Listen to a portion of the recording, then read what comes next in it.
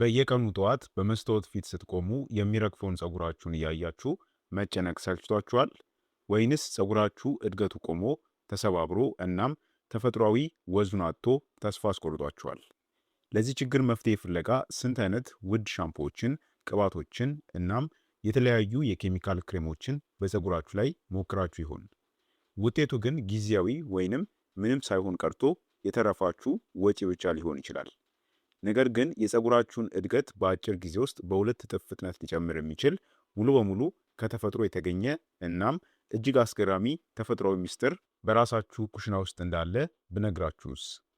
አዎ፣ ዛሬ የምናወራው ስለ ተራ ቅመም ሳይሆን የፀጉር ስሮችን ሕያው ስለሚያደርገውና በዓለም ዙሪያ በሚሊዮን የሚቆጠሩ ሰዎችን ሕይወት ስለቀየረው ስለ አብሽ ነው። ይህ እጅግ ቀላል የሆነው የተፈጥሮ ስጦታ ፀጉራችሁ ከመሬት ተነስቶ በሚያስገርም ፍጥነት እንዲለወጥ፣ መርገፉ ሙሉ በሙሉ እንዲቆምና የነበረውንም ጥንካሬ እንዲመልስ ያደርገዋል።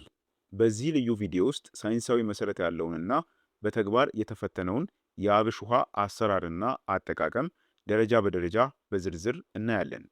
ይህንን ሚስጥር አንዴ ካወቃችሁ በኋላ ለውድ የኬሚካል ምርቶች የምታወጡትን ገንዘብ ሙሉ በሙሉ ታቆማላችሁ። ስለሆነም እስከ ቪዲዮ ፍጻሜ አብራችሁን ቆዩ። በቅድሚያ ስለ አብሽ ጥቅሞች እንዲሁም ሳይንሳዊ ምስጢር ልንገራችሁ። አብሽ የፀጉርን እድገት በሁለት እጥፍ የመጨመርና የመርገፍን ችግር የመቅረፍ ብቃት ያለው ዝም ብሎ በባህላዊ ልማድ ወይንም በተጋነነ ወሬ ምክንያት አይደለም። ከጀርባው እጅግ አስገራሚ የሆኑ ሳይንሳዊ እውነታዎችና የተፈጥሮ ህጎች አሉት። ፀጉራችን ጤናማ ሆኖ እንዲያድግና እንዳይሰባበር በየቀኑ የተወሰኑ ንጥረ ነገሮችን ይፈልጋል። አብሽ ደግሞ እነዚህ ንጥረ ነገሮች በከፍተኛ መጠን አምቆ የያዘ ተፈጥሯዊ የቫይታሚን ምንጭ ነው። በመጀመሪያ ደረጃ አብሽ እጅግ ከፍተኛ የሆነ የፕሮቲንና የኒኮቲክ አሲድ ወይንም የቫይታሚን ቢ3 ምንጭ ነው። ፀጉራችን ራሱ የተገነባው ኬራቲን ከተባለ የፕሮቲን ዝርያ በመሆኑ ለአዲስ ፀጉር እድገትና ለነባሩ ጥንካሬ ፕሮቲን ወሳኝ ምግብ ነው። ኒኮቲክ አሲድ ደግሞ ወደ ራስ ቅላችን የሚሄደውን የደም ዝውውር በከፍተኛ ሁኔታ ያነቃቃል። የደም ዝውውር ሲነቃቃ የፀጉር ስሮች ማለትም ሄር ፎሊክልስ የሚፈልጉትን ኦክሲጅንና ምግብን በቀላሉ ያገኛሉ። ይህም ደግሞ የፀጉርን የእድገት ዑደት በማፍጠን ፀጉር በሁለት እጥፍ እንዲያድግ ያደርገዋል። በሁለተኛ ደረጃ በአብሽ ውስጥ ሊሴቲን የተባለ የተፈጥሮ ቅባትና ከፍተኛ መጠን ያለው ሚዩሲሌጅ ይገኛል። እነዚህ ንጥረ ነገሮች ለደረቀ፣ ለተሰባበረ፣ ህይወት ላጣ ፀጉር እንደ ተፈጥሯዊ ኮንዲሽነር ሆነው ያገለግላሉ። ፀጉሩን በጥልቀት በማለስለስ እርጥበትን ጠብቆ እንዲቆይ በማድረግና የፀጉርን ዘንጎች በመጠገን በቀላሉ እንዳይሰባበር ይከላከላሉ። ፀጉር ከስሩ በሚያድግበት ጊዜ ጫፉ ላይ እንዳይሰባበር መከላከል መቻሉ የፀጉርን እርዝመት በአጭር ጊዜ ውስጥ ለማየት ትልቁ ሚስጥር ነው። በሶስተኛ ደረጃ አብሽ የፀጉር መርገፍን የሚያስከትለውን ዳይ ሃይድሮቴስቶስትሮን የተባለውን ሆርሞን የመከላከል ተፈጥሯዊ ባህሪ አለው። ይህ ሆርሞን በወንዶችም ሆነ በሴቶች ላይ የፀጉር ስሮች እንዳይደክሙና ፀጉር እንዲረግፍ የሚያደርግ ዋነኛ ምክንያት ነው። አብሽ ይህንን ሆርሞን በማገዝ የፀጉርን መመለጥና መሳሳትን በቀጥታ ይከላከላል። በተጨማሪም በውስጡ ባሉት ጸረ ባክቴሪያና ጸረ ፈንገስ ባህሪያት አማካኝነት የፀጉር እድገትን የሚገቱትን እንደ ፎሮፎር፣ የራስ ቅል ማሳከክ እናም የባክቴሪያ ኢንፌክሽኖችን ሙሉ በሙሉ በማጥፋት ንጹህና ጤናማ የፀጉር ማደጊያ ምህዳርን የሚፈጥር ነው። አሁን ወደ አብሽ ውሃ ስፕሬ አዘገጃጀት እናልፋለን። ይህንን የፀጉር እድገትን በሁለት እጥፍ የሚያፋጥን የተፈጥሮ የአብሽ ውሃን ለማዘጋጀት ሂደቱ እጅግ ቀላል ቢሆንም በጥንቃቄ ልንከተላቸው የሚገቡ ወሳኝ ቅድመ ተከተሎች አሉ።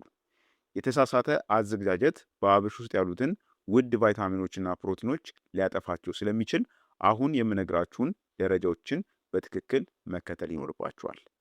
በመጀመሪያ ደረጃ ንጹህና ጥራት ያለው 2 የሾርባ ማንኪያ የሚሆን የአብሽ ፍሬዎችን እንወስዳለን ወይንም እናዘጋጃለን። አብሹ ላይ የተከማቸ አቧራ ወይንም ቆሻሻ ካለ የፀጉራችንን ቀዳዳዎች ሊደፍን ስለሚችል ከመጠቀማችን በፊት በቀዝቃዛ ውሃ አንድ ጊዜ በደንብ ማጠብ ያስፈልጋል። ካጠብን በኋላ አብሹን ንጹህ በሆነ የብርጭቆ ዕቃ ወይንም ኩባያ ውስጥ እናደርገዋለን። ብርጭቆን የምንመርጠው ከተፈጥሯዊ ንጥረ ነገሮች ጋር ኬሚካላዊ መስተጋብር ስለማይፈጠር እናም ደግሞ የውህዱን ንጽህና ስለሚጠብቅ ነው። ስለዚህ በብርጭቆ ወይም ደግሞ በጠርሙስ ቢሆን የሚመከር ነው። ከዛም በሁለተኛ ደረጃ በአብሹ ላይ አንድ ትልቅ ብርጭቆ የፈላ ውሃን እንጨምርበታለን። እዚህ ላይ ማወቅ ያለባችሁ ትልቅ ሚስጥር አለ። አብሹን በውሃ ውስጥ ጥደን ማፍላት የለብንም። አብሽ ሲፈላ በውስጡ ያሉት እንደ ቫይታሚን ሲ እና የቢ ግሩፕ ቫይታሚኖች ለሙቀቱ ስስ ስለሆኑ በቀላሉ ሊወድሙ ይችላሉ። ስለዚህ የፈላውን ውሃ በአብሹ ላይ ከጨመርን በኋላ ወዲያውኑ እቃውን በክዳን በጥብቅ መክደን ይኖርብናል ማለት ነው። መክደናችን በእንፋሎት መልክ ሊበኑ የሚችሉትን ተለዋዋጭ ዘይቶች ማለትም ቮላታይል ኦይልስ እና ጠቃሚ ጋዞችን በውሃ ውስጥ አምቆ ለማስቀረት ይረዳል። ስለዚህ ያልኳችሁን የፈላውን ውሃ እንደጨመራችሁ ቶሎ መክደን አለባችሁ ማለት ነው። ከዛም በሶስተኛ ደረጃ ይህንን ውህድ ለአንድ ሙሉ ምሽት ወይንም ቢያንስ ለ12 ሰዓታት ያክል ሳናንቀሳቀሰው በረድ ባለ ቦታ ማስቀመጥ ይኖርብናል። በዚህ ረጅም ሰዓት ውስጥ ውሃው ወደ አብሹ ፍሬዎች በጥልቀት እየሰረጸ ይገባል። ፍሬዎቹም ያብጡና በውስጣቸው ያለውን ፕሮቲን፣ ኒኮቲክ አሲድ እና ሊሴቲን የተባለውን የተፈጥሮ ማለስለሻ ሙሉ በሙሉ ወደ ውሃው ያስረክባሉ ማለት ነው። በማግስቱ ጠዋት ክዳኑን ስትከፍቱት ውሃው ወፍራም፣ ቀለሙ ወደ ቢጫነት ያደላ እናም ደግሞ ደስ የሚል የተፈጥሮ መዓዛ ያለው ሆኖ ታገኙታላችሁ ማለት ነው።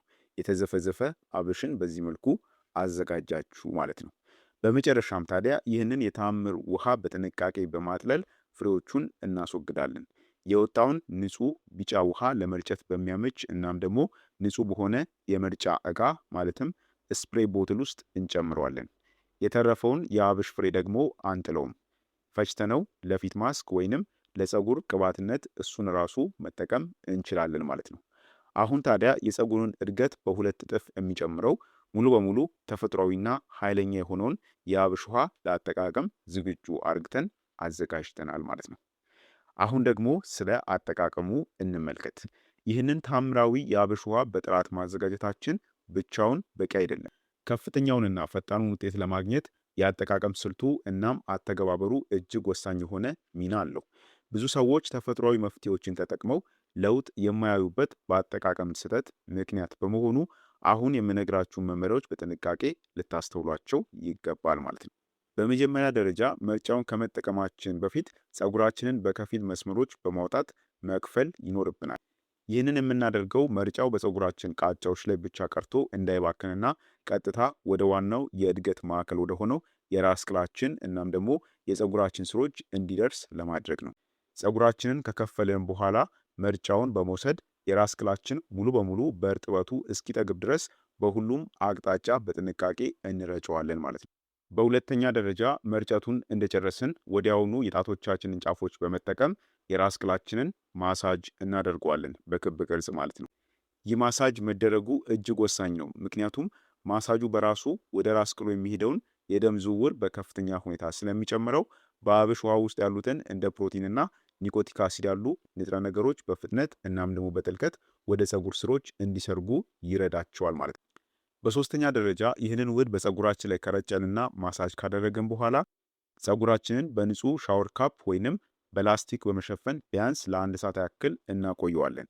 ይህ መሸፈን በራስ ቅላችን ላይ መጠነኛ ሙቀት እንዲፈጠር ስለሚያደርግ የፀጉር ቀዳዳዎች በደንብ ተከፍተው ንጥረ ነገሩን እንዲመጡ ያግዛል ማለት ነው። ከአንድ ሰዓት ቆይታ በኋላ ፀጉራችንን ለብ ባለ ውሃና እንዲሁም ሰልፌት ወይንም ከባድ ኬሚካል በሌለበት ለስላሳ ሻምፖ መታጠብ እንችላለን። ለተሻለና ለፈጣን ለውጥም ይህንን ተግባር በሳምንት 2 ወይም ደግሞ 3 ጊዜ አዘውትሮ ማድረግ ይመረጣል። ይህንን ልማድ አድርጋችሁ ለጥቂት ሳምንታት ሲቀጥሉበት በመጀመሪያው ሳምንት የፀጉራችሁ መርገፍ በከፍተኛ ሁኔታ ሲቀንስ ታስተውላላችሁ። በሶስተኛውና በአራተኛው ሳምንት ደግሞ በሳሱት ቦታዎች ላይ አዳዲስ ፀጉሮች መብቀል መጀመራቸውንና የፀጉር እርዝመት ባልተለመደ ፍጥነት መጨመሩን በተግባር ትመለከታላችሁ ማለት ነው። ስለሆነም ውድ ተመልካቾቼ የተፈጥሮ ስጦታ የሆነው አብሽ በትዕግስት በስርዓቱና በቁርጠኝነት ከተጠቀምንበት ፀጉራችሁን ከመጠበቅ ባለፈ ሙሉ በሙሉ ህይወት እንዲዘራበት ያደርገው። ይህንን የተፈጥሮ ሚስጥር በህይወታችሁ ላይ ተግባራዊ ስታደርጉ ግን ልታውቋቸው የሚገቡ ጥቂት ወሳኝ ነጥቦች አሉ። አብሽ ተፈጥሯዊ ቅመም በመሆኑ በአብዛኛው ምንም አይነት የጎንዮሽ ጉዳት የለውም። ነገር ግን በጣም ስስ ወይንም ለአለርጂ የተጋለጠ ቆዳ ካላችሁ መርጫውን ሙሉ በሙሉ የራስ ቅላችሁ ላይ ከመተግበራችሁ በፊት ጥቂት ጠብታዎችን በእጃችሁ ወይንም በጆሮአችሁ ጀርባ ላይ በመርጨት ለ4 ሰዓታት ያክል የሚኖረውን የቆዳ አለርጂነት ማረጋገጥ ይኖርባችኋል። እንዲሁም አብሽ የራሱ የሆነ ጠንከር ያለ የተፈጥሮ ሽታ አለው። ይህ ሽታ ምቾት የማይሰጣችሁ ከሆነ መርጫውን ስታዘጋጁ ማለትም የአብሽ ውሃን ስታዘጋጁ ጥቂት ጠብታ የሮዝመሪ ወይም ደግሞ የላቬንደር ኦይልን አብራችሁ በመጨመር ደስ የሚል መዓዛ እንዲኖረው ማድረግ ትችላላችሁ ማለት ነው። አስታውሱ፣ የፀጉር ጤና ልክ እንደ ማንኛውም የሰውነታችን ክፍል እንክብካቤንና ጊዜን ይፈልጋል።